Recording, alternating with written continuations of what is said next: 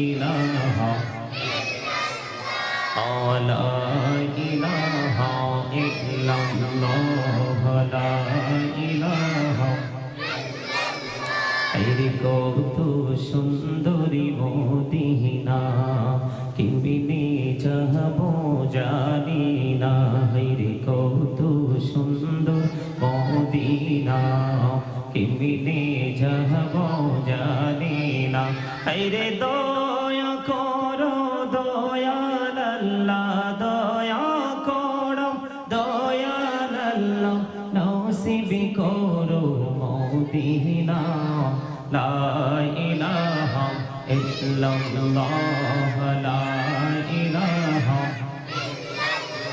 ইল্লাল্লাহ মাঝে রোজা ছাইরো না মা বাবাকে ভুইলো না হায়রে জান্নাতে বাসী হইতে চাইলে জান্নাতে বাসী হইতে চাইলে প্রাণ ভরে করু সাধনা লা ইলাহা ইল্লাল্লাহ লা ইলাহা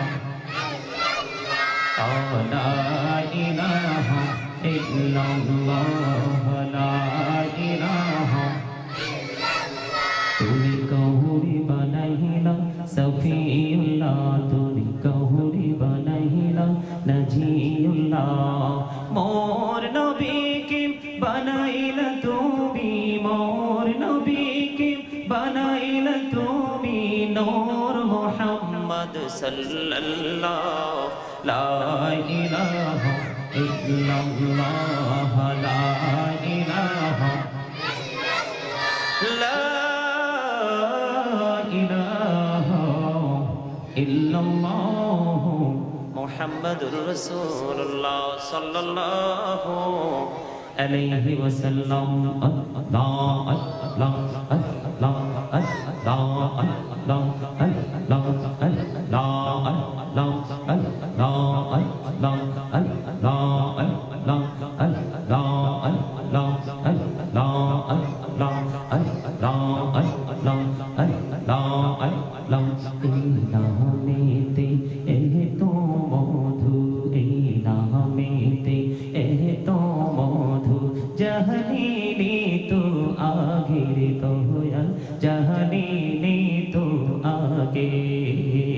যতই জপি নামটি তোমার যতই জপি নামটি তোমার তুই মধুর লাগে রে দয়াল তুই মধুর লাগে আল্লাহ আল্লাহ আল্লাহ আল্লাহ আল্লাহ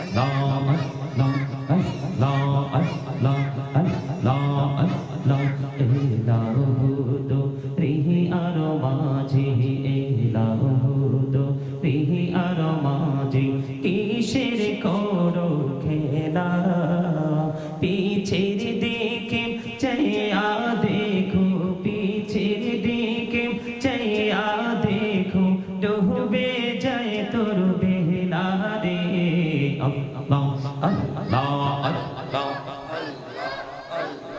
আল্লাহ আল্লাহ আল্লাহ আল্লাহ জীবন বুড়িয়া কুরসির গোনা জীবন বুড়িয়া কুরসির গোনা ক্ষমা করে দাও রে দয়াল ক্ষমা করে দাও হায়রে গোনা গলেম ক্ষমা করিয়া গোনা গলেম ক্ষমা করিয়া কবুল করে নাও রে দয়াল কবুল করে নাও আল্লাহ আল্লাহ আল্লাহ আল্লাহ আল্লাহ আল্লাহ লা ইলাহা ইল্লাল্লাহ মুহাম্মাদুর রাসূলুল্লাহ সাল্লাল্লাহু আলাইহি ওয়াসাল্লাম। উলামায়ে কেরাম, দূর দূরান্ত থেকে আগত মেহমান বৃন্দ, আমন্ত্রিত অতিথি বৃন্দ, দাড়িপাকা আমার মুরব্বী বাবারা, যুবক ভাইয়েরা, পর্দার অন্তরালে আছেন আমার মা ও বোনেরা, সকলের প্রতি আমার আন্তরিক সালাম। আসসালামু আলাইকুম ওয়া রাহমাতুল্লাহি ওয়া বারাকাতুহু। এই বাচ্চারা তোমরা পিছনে যাও, আপনারা মুরব্বীরা যদি অনেক খুশি হবো আপনারা সামনে আসেন, কারণ এদের যে সাউন্ড, এদের যে মানে এরা তো বুঝে না, ছোট মানুষ, এটা আসলে আলোচনার জন্য ব্যাঘাত ঘটবে। আপনারা যারা আলোচনা বোঝার মতো আপনারা মুরব্বীর সামনে আসেন। আর ছোট মানুষ তোমরা পিছনে যাও, তোমরা পিছনে গ্যাপে চলে যাও, যাও তোমরা তোমাদের জুতাগুলো নিয়ে যাও।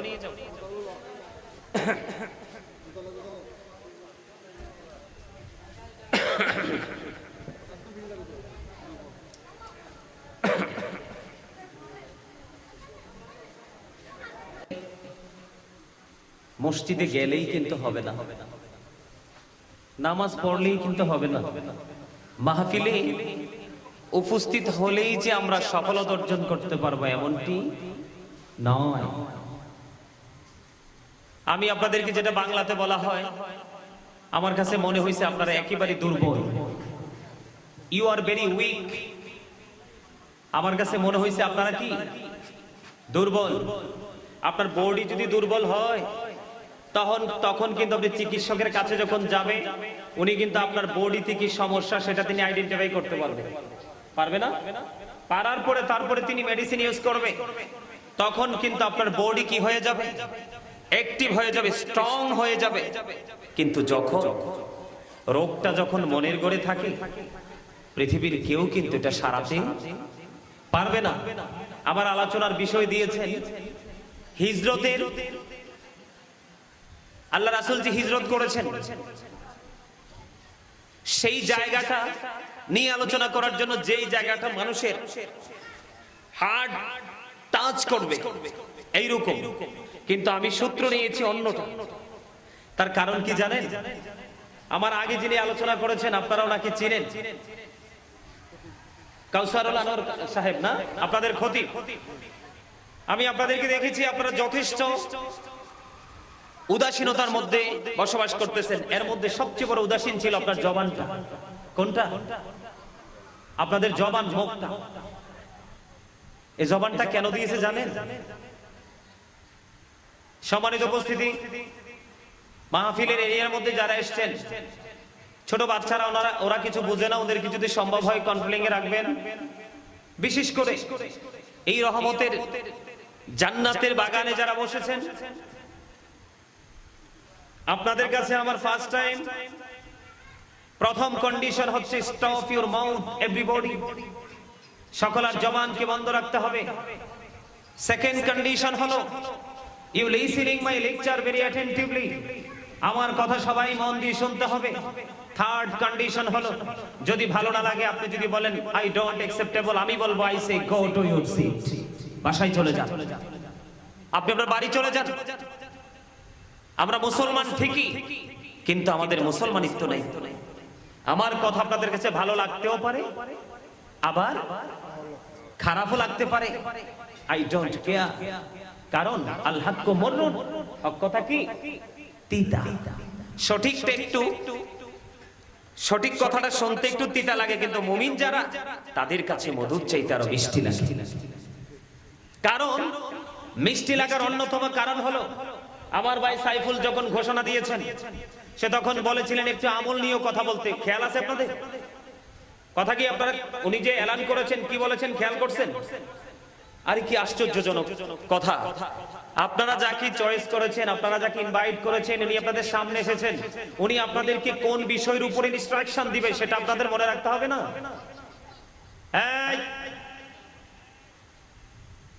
একদম চুপ।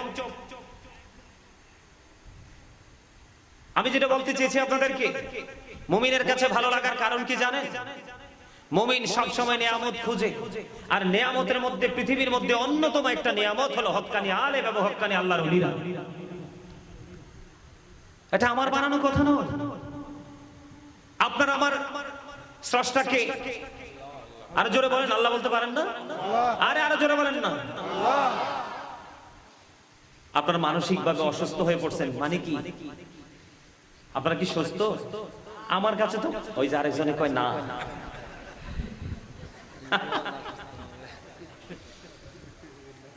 একটু মিস্টেক, তাই না?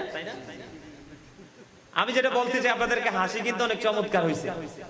হাসিটা কিন্তু বিউটিফুল স্মাইল, একটা খুব সুন্দর হয়েছে, ভিতর থেকে এসেছে। কেন জানেন? হক্কানি আলেম এবং হক্কানি আল্লাহর ওলিরা একটা নিয়ামত। এই জন্য আল্লাহ রাব্বুল আলামিন পবিত্র কালামে হাকিমে বলেছেন, join with my dear people, come to my paradise. Allah বলেছেন, join with my dear people, আমার প্রিয় লোকেদের সাথে যুক্ত হও, কাম টু মাই প্যারাডাইস, আমার জান্নাতে চলে আসো। আওয়াজ তোলে সুবহানাল্লাহ। ওয়াজ কার? আর জোরে বলেন কার? আল্লাহ কি ইংলিশে ওয়াজ করছে? আমি করছি। কারণ এখানে আমি এসে বুঝতে পেরেছি এখানে অনারেবল পারসন আছে, ওনাদেরকে যদি অতিরিক্ত কিছু দেওয়ার চেষ্টা করবো, এটা ওনারা অনেক বেশি মজা পাবে। ফাদখুলি ফি ইবাদি ওয়াদখুলি জান্নাতি, join with my dear people, come to my paradise, আমার প্রিয় লোকেদের সাথে যুক্ত হও আর আমার জান্নাতে চলে আসো। সুবহানাল্লাহ বলবেন না? আরো জোরে। জান্নাতের বাগানকে, আকাশকে, বাতাসকে মুখরিত করে বলতে পারেন না? শোনেন, এই জবানটা, এই মুখটা কেন দিছে আল্লাহ? চা দোকানে বসে বসে মানুষের বদনাম, অপ্রাসঙ্গিক, অগ্রহণযোগ্য কথা বলার জন্য? আর বসে বসে চায়ের কাপ লাগিয়ে লাগিয়ে চা খাওয়ার জন্য? কেন দিছে জানেন? আল্লাহ রাব্বুল আলামিন এই জবানটা আপনাকে আমাকে এই জন্য দিয়েছে, কাজে লাগানোর জন্য। সেই কাজটাকে জানেন? আল্লাহ বলেছেন, remember me then I will remember you, remember me then I will remember you, ফাযকুরুনি আযকুরুকুম। আল্লাহ বলেছেন, তোমরা আমাকে স্মরণ করো, আমি তোমাদেরকে স্মরণ করব। তার মানে আপনাকে আমাকে জবান দিয়েছেন। জিকির কিন্তু জবান দিয়েও করা যায়, অন্তর থেকেও করা যায়। কিন্তু আল্লাহর হাবিব সরকার দুজাহান তিনি বলেছেন যে জিকির মুখ দিয়েও করা যায়, অন্তর দিয়েও করা যায়, কিন্তু দুইটা মিলে যে জিকিরটা হয় সেটাই হলো সবচেয়ে উত্তম। এখানেও বাজবে, এখানেও বাজবে। এই দুই দিক থেকে যেটা বের হবে সেটাই। চাচা রাগ হইছেন? হাসেন না কেন? না হাসলে কিন্তু হার্ট অ্যাটাক করে মারা যাবে। কারণ হাস্যোজ্জ্বল মানুষগুলো মানে তাদের জীবনের সুস্থতাটা অনেক সুন্দর।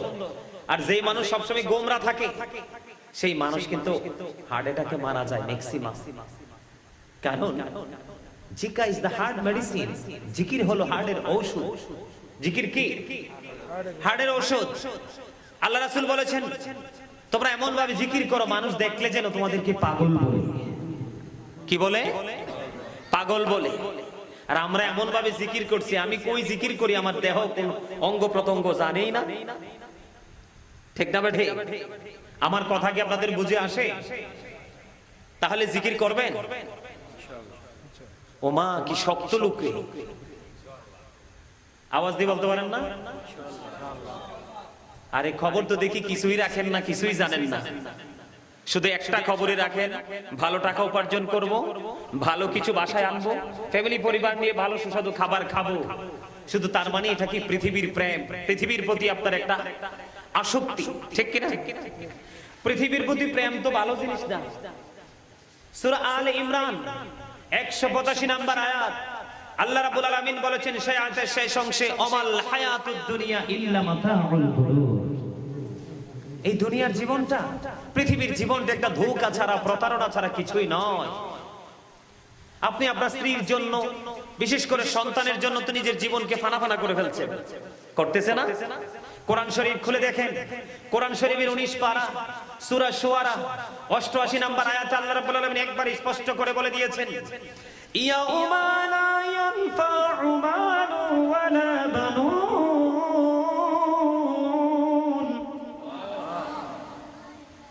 আল্লাহু আকবার বলতে পারেন না? আচ্ছা বলেন তো, খাবারে সব দিছে, কিন্তু যিনি আপনার হাউস ওয়াইফ, গৃহিণী, রান্না করেছেন, সব দিয়েছে কিন্তু লবণ দেয় নাই, খাবার কি খাইতে পারবেন? কেন? স্বাদ হবে না। সব আছে কিন্তু এখানে, কিন্তু লবণ নাই, খাবার কি মজা হবে? তো মজা নালে খাইতে পারবেন? লবণ ছাড়া যেমনি খাবার স্বাদ হয় না, ঠিক তেমনি আল্লাহ আল্লাহ হাবিবের প্রেমিক না হলে কখনোই আপনার আমল মজা লাগবে না। আপনাকে প্রেম করতে হবে আগে, তারপরে আপনি আমলে যান। কারণ সম্মানিত উপস্থিতি, একদিকে প্রেম আরেকদিকে ভয়। একদিকে কি প্রেম, আরেকদিকে কি ভয়। আল্লাহ বলেছেন ইউ ফিয়ার মি, তোমরা আমাকে ভয় করো। কি করো? তোমরা আমাকে ভয় করো। কখন বলেছেন? আল্লাযীনা আমানু, যারা ঈমান এনেছে, ওয়া কানু ইয়াত্তাকুন, এবং তাকওয়া অবলম্বন করেছে, লাহুমুল বুশরা, তাদের জন্য সুসংবাদ, ফিল হায়াতিদ দুনিয়া, দুনিয়ার জীবনে, ও ফিল আখিরাহ, এবং পরকালের জীবনে। আল্লাহু আকবার বলেন। আরো জোরে। ভয়টা আপনাকে কখন করতে বলেছে? যখন আপনি আমি ঈমানদার হব। কি হব? কথা বলেন না, আরো জোরে। আপনাদেরকে কি আমি কৃপণ বলবো? চট্টগ্রামের মানুষ, আমি ব্যক্তিগতভাবে প্রায় প্রোগ্রামে দেখবেন, অনলাইনে দেখলে আমি বলছি, বিভিন্ন জেলা, বাংলাদেশের কোন জেলা বাদ নাই যে আমি যাই নাই। আমি গেলে যখন প্রেম ভালোবাসা নিয়ে কথা আসে, তখন আমি বলি প্রেমের শহর, একমাত্র শহর চট্টগ্রাম। এখানকার মানুষ তো এরকম, এটা কিন্তু কল্পনা করা যায় না। আপনাদের কি আমি কৃপণ বলবো? বলবো? কৃপণকে তো আল্লাহ দেখতেই পারেন, আর না হয় কি অহংকারী বলবো? আল্লাহ doesn't like the proud, আল্লাহ অহংকারী কি পছন্দ করেন না। আপনারা যদি আওয়াজ দিয়ে কথা না বলেন, প্রাণ খুলে হাস্যোজ্জ্বল চেহারা নিয়ে আলোচনা শ্রবণ না করেন, তাহলে আমি বলবো 100% আপনারা অহংকারী। কি অহংকারী? ইন্নাহু লা ইউহিব্বুল মুস্তাকবিরিন।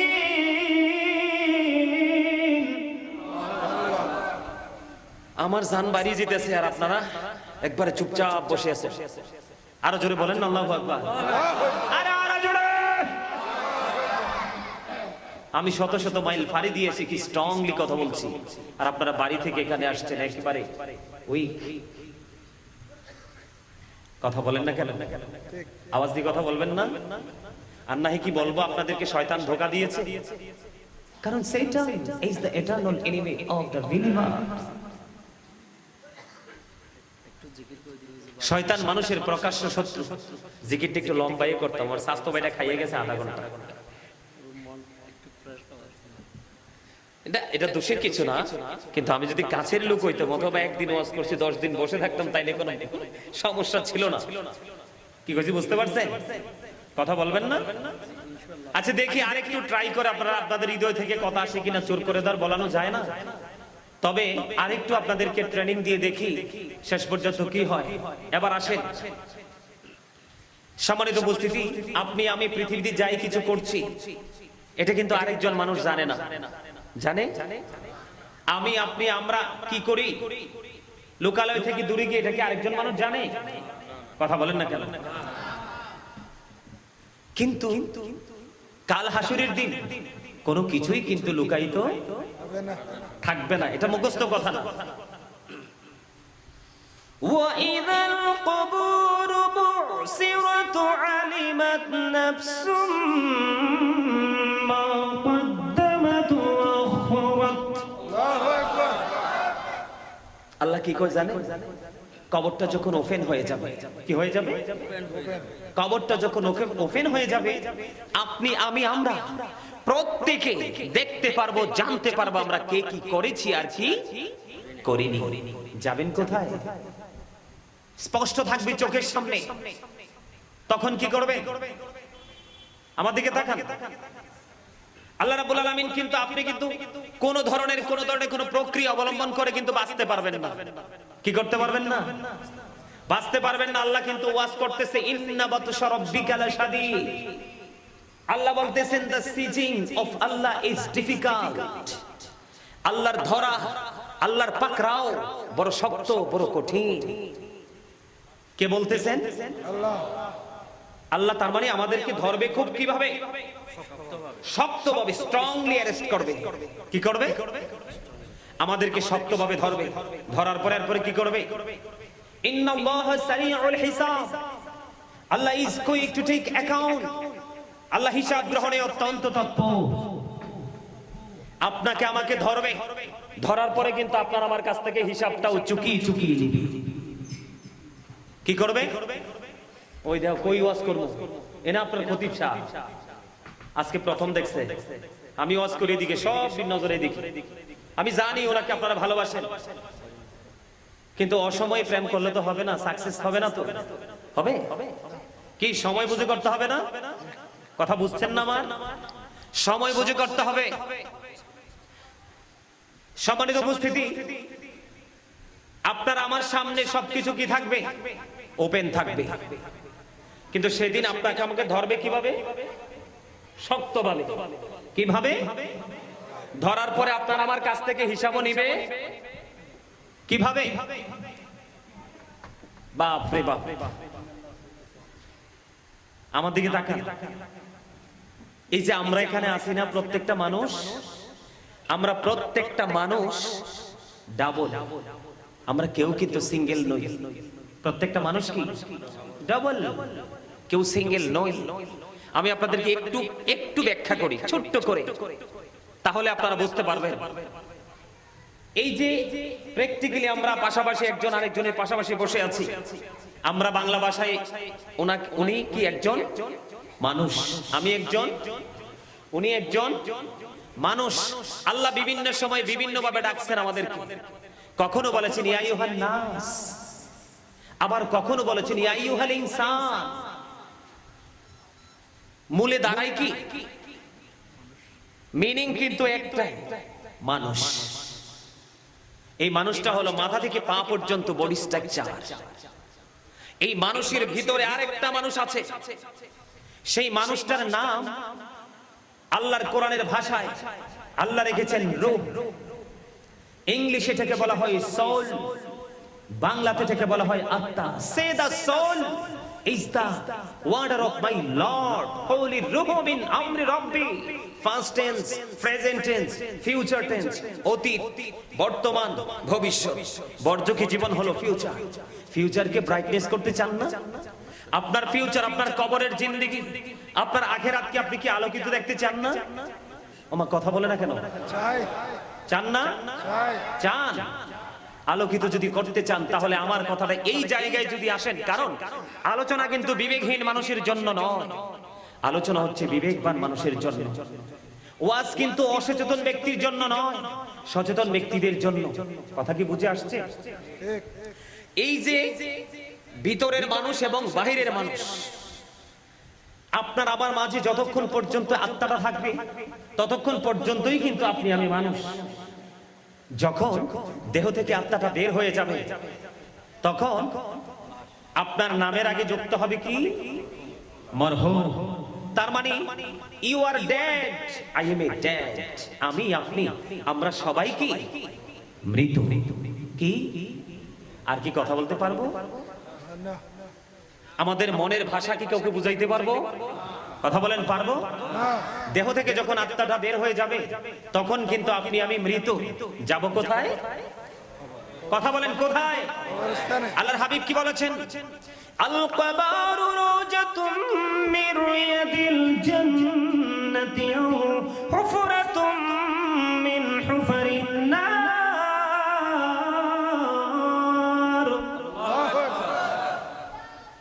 কবরটা জান্নাতের একটা বাগান হবে, জাহান্নামের একটা গর্ত হবে। আপনি কোনটা নেবেন বলেন তো? জান্নাত। এটা কি মামার বাড়ির পাকা কলা যে বাগিনা হিসাবে আমাকে ছেড়ে দিবে, যার কাছ থেকে মন চায় তার কাছ থেকে নিয়ে আসলাম? জান্নাত এটা একটা চ্যালেঞ্জিং জায়গা। এটা কিসের জায়গা? চ্যালেঞ্জিং। এত ইজি নয়। এটা একটা difficult place. It is difficult place. আপনি চাইলেও সেখানে যেতে পারবেন না। তবে হ্যাঁ, ওই যে বলেছি, আল্লাহ বলেছেন ইউ ফিয়ার মি, তোমরা আমাকে ভয় করো। একদিকে রাখো ভয়, আরেক দিকে রাখো প্রেম। দুটাকে সমন্বয় করে তুমি যখন তোমার জীবনকে বাস্তবায়ন করতে পারবে তখনই তুমি কি হতে পারবে? আমি বলবো you are very successful person. আপনি একজন সফল মানুষ, আপনারা সফল মানুষ। সফলতা অর্জন করতে হলে আপনাকে অবশ্যই অবশ্যই অল টাইম আপনাকে অ্যালার্ট থাকতে হবে। কি থাকতে হবে? কবরে যাওয়ার পরে কি শেষ? কবরে রাখার পরে কি শেষ? কবরে রাখার পরে কিন্তু শেষ না। ওখানে যাওয়ার পরেই বলছি আপনাকে শক্তভাবে ধরবে। কিভাবে? ইন্না বাতশা রাব্বিকা লাশাদীদ, the sieging of Allah is difficult। আপনাকে ওখানে গেলে শক্তভাবে অ্যারেস্ট করা হবে। করার পরে আপনার জীবনে কি করেছেন সেই জবাব আপনার কাছে চাইবে। কে চাইবে? আল্লাহ। আরো যারা বলেন না কে? আল্লাহ is going to take account। ইন্নাল্লাহা সারিউল হিসাব। জীবনের সময়গুলো কোন কোন কাজে ব্যয় করেছেন জবাব দিতে হবে। যৌবন কালটা কোন কাজে ব্যয় করেছেন সেই জবাব দিতে হবে। অর্থ কোন পথে উপার্জন করেছেন সেই জবাব দিতে হবে, এবং কোন পথে ব্যয় করেছেন সেই জবাব দিতে হবে। দ্বীনের শিক্ষার উপর ভিত্তি করে কতটুকু আমল করেছেন সেই জবাব আল্লাহর দরবারে পারবেন দিতে? কথা বলেন, পারবেন? সে প্রস্তুতি নিয়েছেন? আমরা কি সেই প্রস্তুতি নিয়েছি? জান্নাতে কি আমরা, আমাদের কি কেউ জোর করে জাহান্নামে পাঠাবে, নাকি আমাদের আপন কর্মই আমাদের কি নিয়ে যাবে? কথা বলেন। আপনারা একটু মন দিয়ে কথা শুনবেন না? আপনারা কি আমার কথা মন দিয়ে শুনতেছেন না? একটু আগে যে বললাম দেহ আর আত্মা, দেহ আর আত্মা। এখন বলেন তো কোনটা মানুষের আসল সত্তা, দেহ না আত্মা? আত্মা। দর্শক সারি থেকে কিন্তু আসে না, এখান থেকে ডান বাম থেকে আসছে। মানুষের আসল সত্তা কি? আত্মা। আত্মা আছে তো আপনি আমি আছি, আর আত্মা নাই তো আপনি আমি নাই, ঠিক কি না?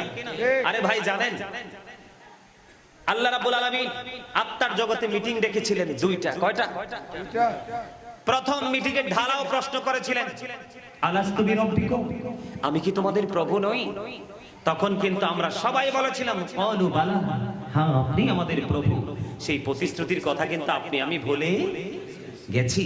আল্লাহ ডেকে ডেকে কি বলে জানেন? যখন তোমার কেউ ছিল না তখন ছিলাম আমি, এখন তোমার সব হয়েছে পর হয়েছে আমি।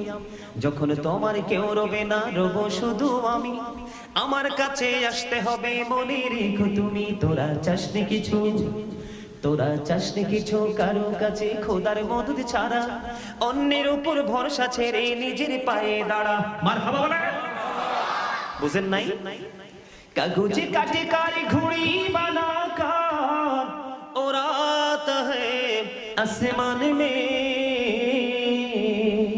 ঘুড়ি বেচারা क्या करेगा রশি মৌলা কা হাত মে। ঠিক না বলে? বুঝেন নাই? আপনার এই দেহটা, কবি বলেছেন মানুষের দেহটা হলো কাগজের ঘুড়ির মতো। কিসের মতো? কাগজের ঘুড়ির মতো। দেহের মধ্যে যে আত্মাটা আছে, আত্মাটা হলো রশির মতো। কিসের মতো? রশির মতো। আর নাটাই হলো কে জানেন? আজরাইল। নাটাই কে? আজরাইল। অর্ডার করবে কে? Allah. Just time, no complain. আপনার কোন ধরনের কোন নো আর্গুমেন্ট, কোন তর্ক, কোন বিতর্ক, কোনটাই কিন্তু করা যাবে না। আপনাকে চলে যেতে হবে কোথায়? কবরে। আপনাকে কবরে। কবরে যাওয়ার পরে আপনাকে হিসাব নিকাশ 100% দিতে হবে।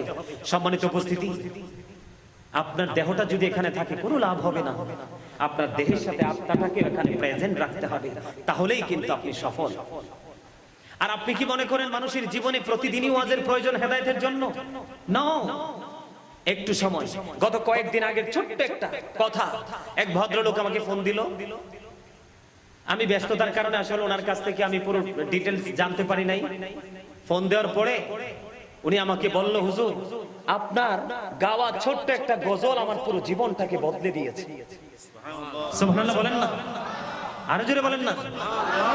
উনি বলেছেন, হুজুর আপনার গাওয়া ছোট্ট একটা গজল, এই গজলটাই আমার পুরো জীবনটাকে, হুজুর মাইন্ডকে পুরো 100% চেঞ্জ করে দিয়েছে। আমি আশ্চর্য হয়ে গেলাম। আমি বললাম, আপনার কাছে কোন গজলটা, যেই গজলটা আপনার কাছে আপনার হৃদয় পর্যন্ত হার্ট টাচিং করেছে, এবং যেই গজলটা আপনার জীবনের মুহূর্তগুলোকে চেঞ্জ করে দিয়েছে, সেই গজলটা কোনটা? ইনি একটু শোনাইছে আমাকে। সেই গজলটা কি জানেন?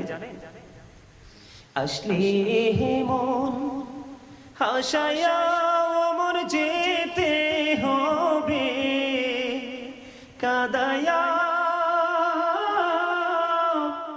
হায়রে দম পুরাইলে রঙের জলসা যাইবে রে শেষে হইয়া। বাস্তব কথা না, বুঝেন নাই? আপনি এসেছেন হাসিয়ে, চলে যাবেন সবাইকে কাঁদিয়ে, কিন্তু যতই কাঁদুক পৃথিবীতে থাকা মাটির উপরে, কিন্তু আপনি চলে যাওয়ার পরে কিন্তু 5 দিন, কয়েকদিন মনে রাখবে, তারপরে সবাই আপনাকে ভুলে যাবে। ঠিক কিনা বলেন? আরেকটা বাস্তব কথা বলবো, 40 কদম হাঁটিয়া আসবি রে সজন, মুনকারে নাকির হাজির হইবে রে তখন। ঘুমটা খুলিয়া সওয়াল মুসলিম ভাই, ঘুমটা খুলিয়া সওয়াল করিবেন তখন।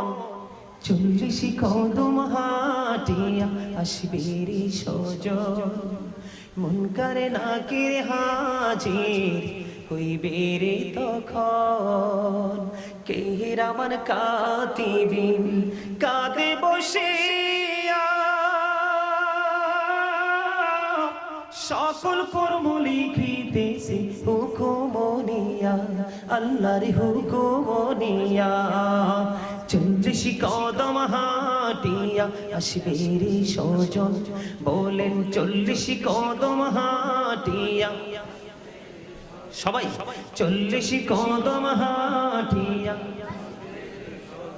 মুনকারে নাকির হাজির। এগুলো কি বাস্তব কথা না? অস্বীকার করার কোনো সুযোগ আছে? আপনি আমি এড়িয়ে যেতে পারবো? এই পরিস্থিতি কি আপনার আমার জীবনে আসবে না? তখন কি করবে? বন্ধু বান্ধব, আত্মীয় স্বজন, পাড়া পড়োশি, এই দুনিয়াতে তো অসুস্থ হলে ডাক্তার পান। ডাক্তার যদি আপনাকে যথাযথ ট্রিটমেন্ট দিয়ে ভালো করতে না পারে, একটা সমাধান আছে, মৃত্যু। মৃত্যুর পরে কি হয়ে যায়? মানুষে কি কয়, যাক লোকটা অনেক কষ্ট পাচ্ছে, সে বাঁচে গেল, এরকম বলে না? সে বেঁচে গেল, এরকম বলে তো? আচ্ছা, অভাবে যদি পড়েন, হেল্পের প্রয়োজন হলে আপনার শুভাকাঙ্ক্ষী আত্মীয় স্বজন, পাড়াপড়শি কেউ না কেউ এগিয়ে আসে, আসে না? আসে। কিন্তু পরকালটা একেবারে ব্যতিক্রম, একেবারে ব্যতিক্রম। কেমন ব্যতিক্রম আপনাদেরকে আমি যদি কবরের আযাব নিয়ে আলোচনা করি তাহলে আপনাদেরকে পুরোটা আলোচনা করাবো, কিন্তু যেহেতু নির্দিষ্ট বিষয় দেওয়া হয়েছে, সে বিষয় থেকে আমি হৃদয় যেই আলোচনা, যে জায়গাটা আমরা ইমানদার হিসাবে আহলে সুন্নাত ওয়াল জামাতের অন্তর্ভুক্ত সুন্নি কাফেলার সৈনিক হিসাবে, যেটা আমাদের হৃদয়টাকে আরো বেশি প্রসারিত করবে, নবীর প্রেমটাকে আরো বেশি জাগিয়ে তুলবে, সেই জায়গাগুলো থেকে আপনাদেরকে টাচ দেওয়ার চেষ্টা করব। তবে তার আগে ভয়ঙ্কর যে একটা পরিস্থিতি তৈরি হবে, একেবারে মানে এতটা হার্ড সিচুয়েশন আর মধ্যে মানুষ থাকতে হবে যদি পাপী হয়, ওই জায়গাটা নিয়ে আমি আপনাদেরকে একটু বলে আমি আমার জায়গায় চলে যাব। সম্মানিত উপস্থিতি, যতই কষ্ট, যতই দুঃখ, যতই যন্ত্রণা পান, আল্লাহ বলেছেন লা ইয়ামুতু, মানুষ আর ওখানে কি করতে পারবে না, মরতে পারবে না। People will not die that day, সেদিন মানুষ মরতে পারবে না। আল্লাহ বলেছেন ফিহা ওয়ালা ইয়াহইয়া, people will not be able to live that day, সেদিন মানুষ বাঁচতেও পারবে না। আল্লাহ রাব্বুল আলামিন বলেছেন ওমা হুম আনহা বিগাইবিন, people will not be able to escape that day, সেদিন মানুষ সেখান থেকে পালিয়ে যেতেও পারবে না, অদৃশ্য হতে পারবে না। সবচেয়ে বড় ভয়ঙ্কর খবর কি জানেন? জাহান্নামীরা কি কবরে উপবাস থাকবে? না। আল্লাহ রাব্বুল আলামিন পবিত্র কালামে হাকিম স্পষ্ট করে দিয়েছেন, কোরআনে এসেছে জাকুমের কথা, এতটা বিষাক্ত হবে এই মুহূর্তে যদি আপনার কি দক্ষিণ ঘাট শেখ আল আয়েশা রাদিয়াল্লাহু তাআলা জামে মসজিদ প্রাঙ্গণে যদি একটা ফোঁটা যদি জাকুমের একটা ফোঁটা পড়ে, কিয়ামত পর্যন্ত পৃথিবীতে কোনো শস্য জন্ম হবে না।